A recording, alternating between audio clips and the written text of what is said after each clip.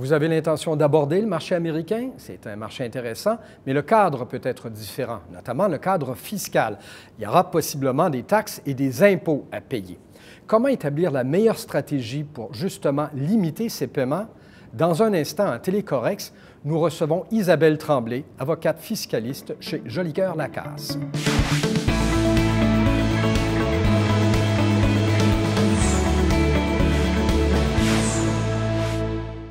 Eh bien, bonjour, Mme Tremblay. Bonjour, M. Vézina. D'entrée de jeu, on va parler de la fiscalité et de la fiscalité comparative. On entend souvent dire qu'aux États-Unis, c'est plus complexe que ça peut l'être chez nous. C'est vrai ou c'est un mythe? C'est vrai. En fait, la fiscalité fédérale américaine n'est pas plus complexe que la fiscalité fédérale canadienne. Là où ça se complexifie un petit peu, c'est au niveau des États. Chaque État a sa propre fiscalité, donc c'est 50 pays de fiscalité dans un pays, les États-Unis. Et c'est là où ça devient un petit peu plus complexe. C'est-à-dire que si on se promène d'un État à l'autre, en plus, il faut maîtriser ces subtilités-là? Exactement. Donc, même au niveau, même pour une entreprise qui est américaine, de faire affaire dans plusieurs États américains, c'est plus complexe pour elle que, par exemple, une entreprise canadienne qui est présente dans plusieurs provinces. Ah oui? Donc, c'est ce qui fait que la fiscalité américaine est plus complexe parce que chaque État est souverain au niveau de la fiscalité. Et par rapport à l'impôt lui-même, par rapport au Canada, c'est plus élevé ou moins élevé? Il faut faire des distinctions.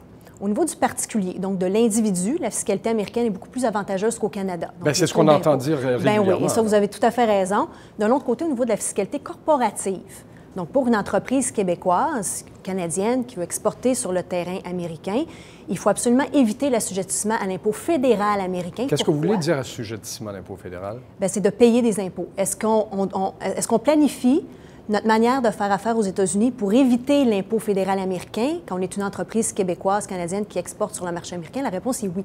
Pourquoi? Parce que le taux d'impôt corporatif fédéral américain pour les entreprises qui sont imposées aux États-Unis est plus élevé qu'au Canada. Ici, on va parler d'un maximum de 26,9 sur du revenu d'entreprise. On parle bien du revenu d'entreprise. Aux États-Unis, on parle de 34 au niveau fédéral, auquel on peut rajouter un 10 au niveau étatique.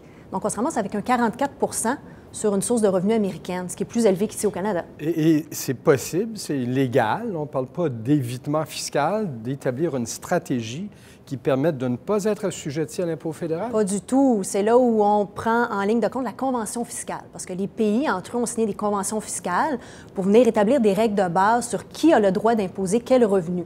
Et quand on s'en va aux États-Unis, quand on exporte aux États-Unis, il y a un concept qu'on appelle l'établissement stable. Donc, dans la mesure où on n'a pas d'établissement stable, qui est une définition dans les conventions fiscales, donc dans la mesure où on n'a pas d'établissement stable aux États-Unis, on n'a pas à payer l'impôt corporatif américain.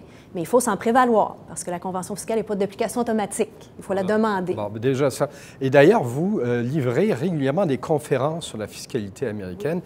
Quels seraient les éléments qui peuvent, je ne sais pas, qui attirent l'attention des gens? Sur quoi on vous questionne? Ouais, bien souvent, justement, si on reprend le concept d'établissement stable, les gens croient à tort que le simple fait en fait, que la seule manière d'être assujetti aux États-Unis à l'impôt corporatif américain, c'est d'avoir un bureau, une place d'affaires ou d'avoir une société aux États-Unis.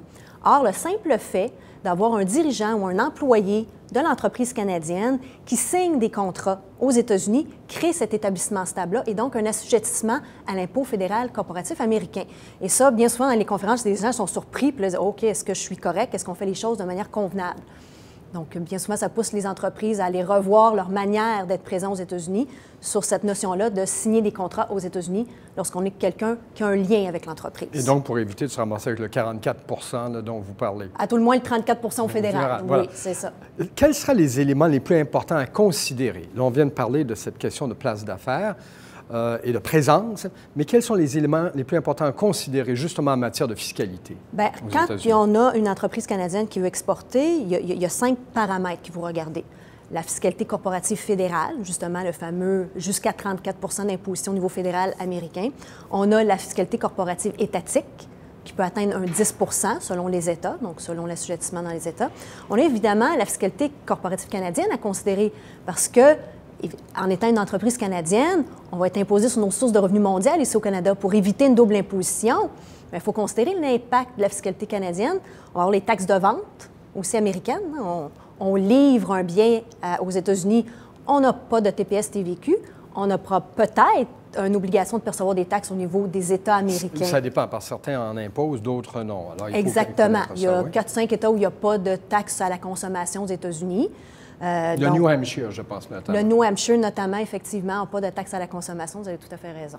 Et vous avez parlé de 4. Est-ce qu'il y en a un autre? Parce que j'en compte 4. Est-ce que il y a un dernier, un 5e? Oui, il y a un 5e qui est l'application de la Convention fiscale. Donc, une fois qu'on connaît les règles au niveau fédéral américain, les règles au niveau canadien, bien là, il faut voir si on ne peut pas bénéficier d'un allègement dans la Convention fiscale. Donc, ça, c'est l'autre élément qu'il faut considérer lorsqu'on analyse les règles d'assujettissement ou la conformité là, à la fiscalité américaine. En revanche, quelle serait la plus grande erreur ou une des erreurs là, que les entreprises doivent éviter quand elles veulent aborder le marché américain? C'est de ne pas se renseigner.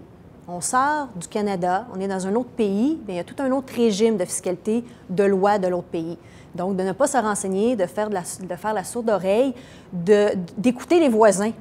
Hein, d'écouter les voisins. Le tuyau du beau-frère, maintenant. Bien, c'est ça. Moi, j'ai fait ça comme ça. Voici ce qui m'a été conseillé. Il faut penser qu'en fiscalité, chaque fait est important. Un petit fait peut changer la donne, peut changer l'assujettissement, peut changer la conformité fiscale. Donc, de ne pas écouter justement ce que tout le monde véhicule, de ne pas écouter les mythes et de se renseigner. Donc, c'est vraiment la plus grande erreur des gens, d'écouter ces mythes-là ou ce qui se véhicule comme ça et de ne pas faire une analyse de ses obligations, de son entreprise. Parce que souvent, ce qu'on se dit, c'est que j'ai un bon produit, j'ai une bonne équipe, j'ai un bon flash, je sens qu'il y a une demande. Oui. Le mot anglais, c'est la fenêtre d'opportunité ne sera pas très longue. On y va. On y va, mais on oublie peut-être en chemin des précautions élémentaires. Là. Oui, effectivement. Il ne faut pas que la fiscalité soit à l'avant-plan de nos projets. Il faut toujours y aller avec notre plan d'affaires, avec notre marché, développer notre produit, mais il faut considérer quand même les éléments légaux, fiscaux de notre entreprise quand on perce un marché étranger. Pour éviter qu'une très bonne idée finisse par mourir simplement parce qu'on n'aura pas simplement étudié assez rigoureusement l'environnement dans lequel on va travailler. Exactement, et planifier aussi notre entrée dans l'autre pays. Bien, Madame Tremblay, merci beaucoup. Ça fait plaisir, merci à vous.